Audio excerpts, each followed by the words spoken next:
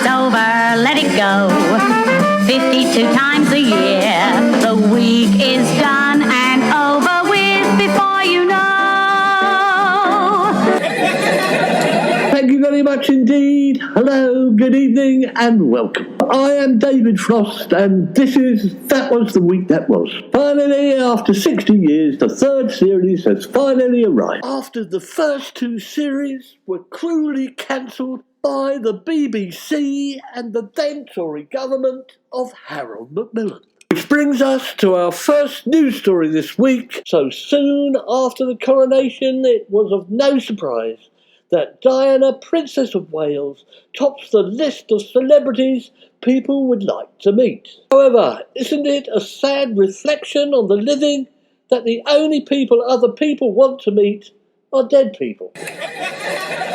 We had stink bombs at school, but nowadays students can get fart spray. This week, a student fart spray prank shut down a school and left 6 pupils in hospital.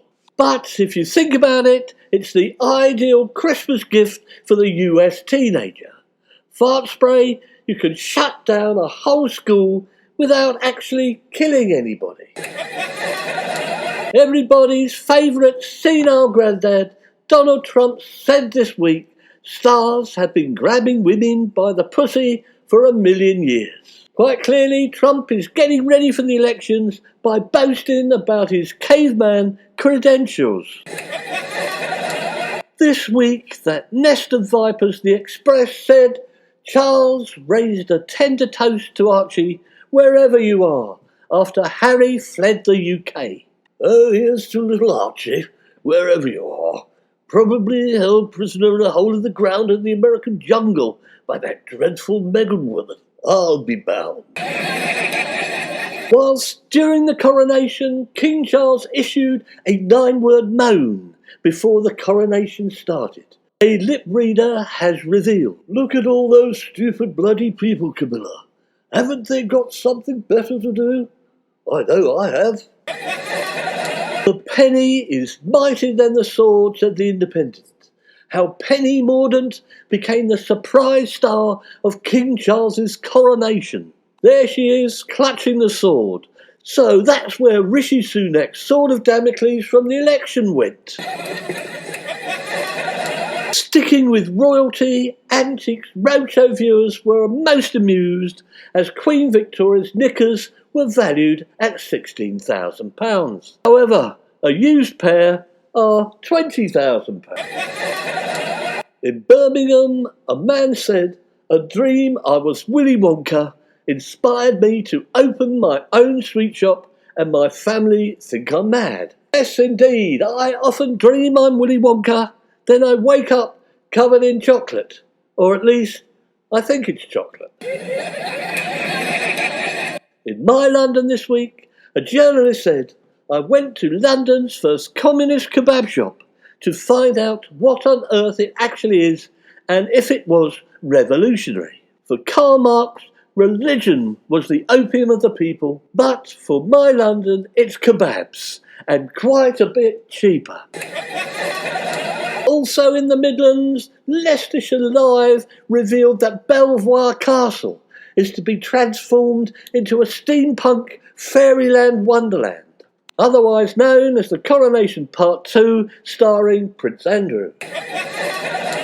The future is nearly upon us, and in the Mail Online we heard that there are pizza vending machines that dispense hot pies made with homemade ingredients in 3 minutes. Yes, indeed, it looks like Brooklyn Beckham has found a job at last. The Mail was a bit confused this week and said, one giant leap for feminism.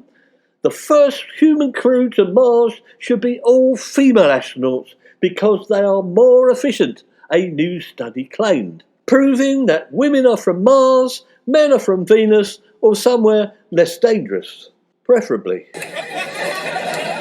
We heard this week of an NHS scheme which will allow school leavers to train as doctors without traditional medical degrees. So now you can walk into a surgery and have some spotty Year 11 telling you you're overweight and drinking too much. In Derbyshire, a woman said, "I quit my job to be a pet psychic. I can now speak to dead and living animals." She went on to say the messages animals like to give you are, "I saw you the other day working in a blue top, woof. But as far as we're concerned, all we want to know is the bloody lottery numbers, Rover." At long last, the Museum of Brexit has been launched to combat that nasty EU propaganda. So, how best to describe the Museum of Brexit? Well, you know, the most boring, crusty, fusty Tory film museum you ever could imagine. Well, this is going to be a lot worse. Penny Mordaunt, revealed she took painkillers to carry the swords at King Charles's coronation. That's funny. Painkillers and lots of alcohol was the only way we could get through the coronation too, love. We learned this week that King Charles was going up to Scotland to make sure his Scottish crown jewels were safe. Meanwhile, Nicola Sturgeon's husband has apparently been keeping the SNP treasurer in the dark over his purchase of a £110,000 camper van. We learned that the SNP treasurer was kept in the dark by being kidnapped and rolled up in the carpet and put in the back of the van. All this reminds us of a song. "My old man said nick a camper van and don't dilly-dally on the way." In the iNews, we learned that Dominic Raab could be offered a GB News presenting job after meeting with the channel's director. So that's GB News, otherwise known the last refuge of the scoundrels. Heaven forbid Nigel Farage performed a bizarre striptease routine to Right Said Fred's "I'm Too Sexy" on GB News. Whatever you're too sexy to wear, Nigel, I think you're too sexy for Brexit. The Grim Reaper apparently was seen outside the coronation, but their identity has finally been solved. So the Grim Reaper was actually Prince Andrew, who nipped out in the interval. Nice weather we've had this week. However, on ITV we saw CCTV footage of a mini tornado sending furniture flying at a Suffolk storage site. A little girl could be seen clutching her dog Toto and crying, "There's no place like home, there's no place like home."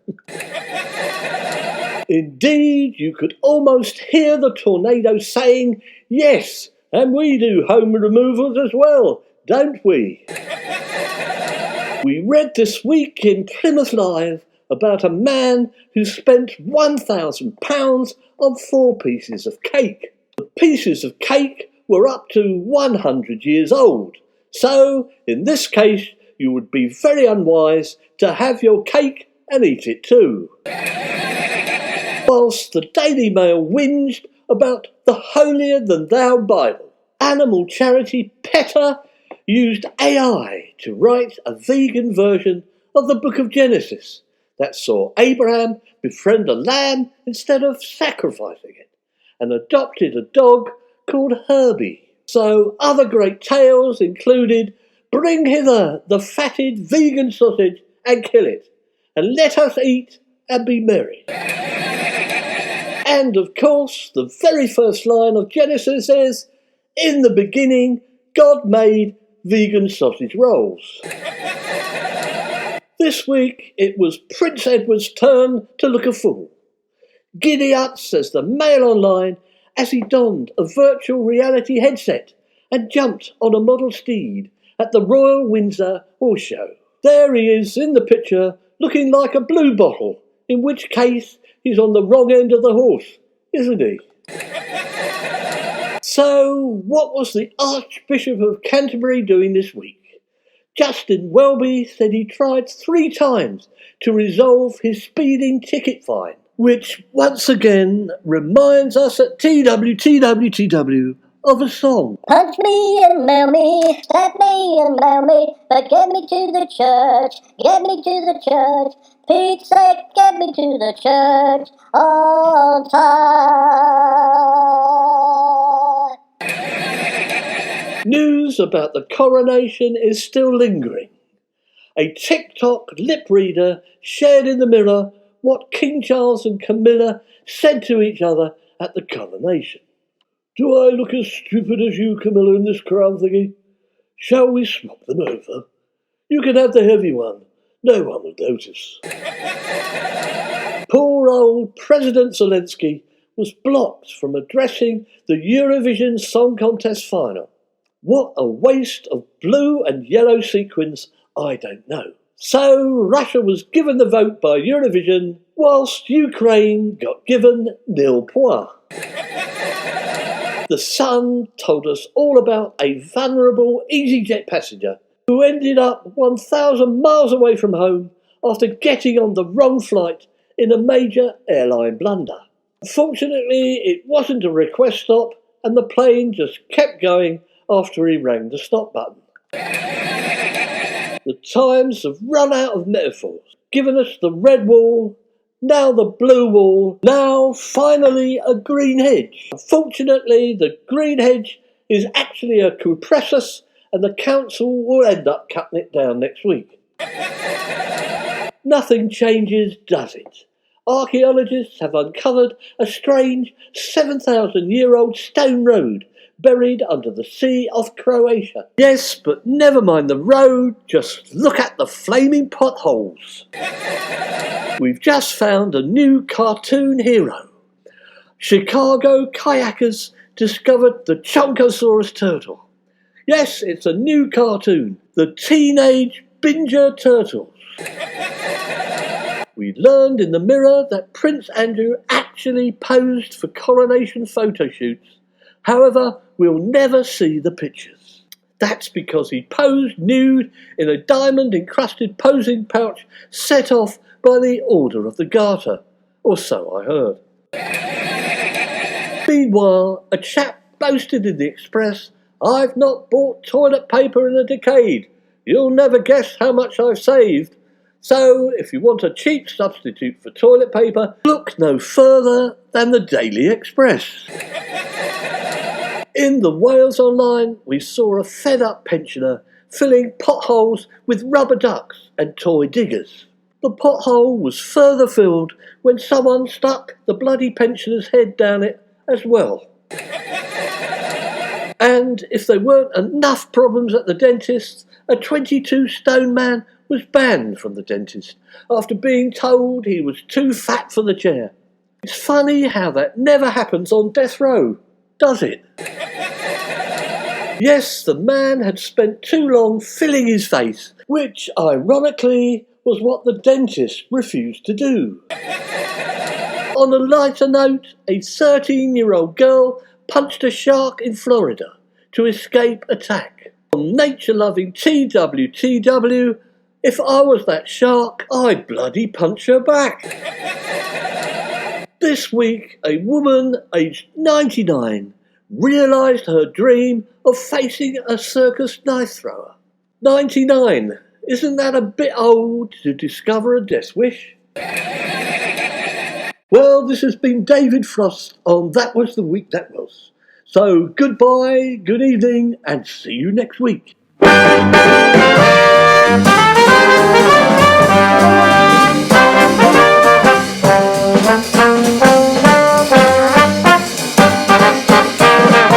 That was the week that was. It's over, let it go. 52 times a year. The week is done and over with before you know.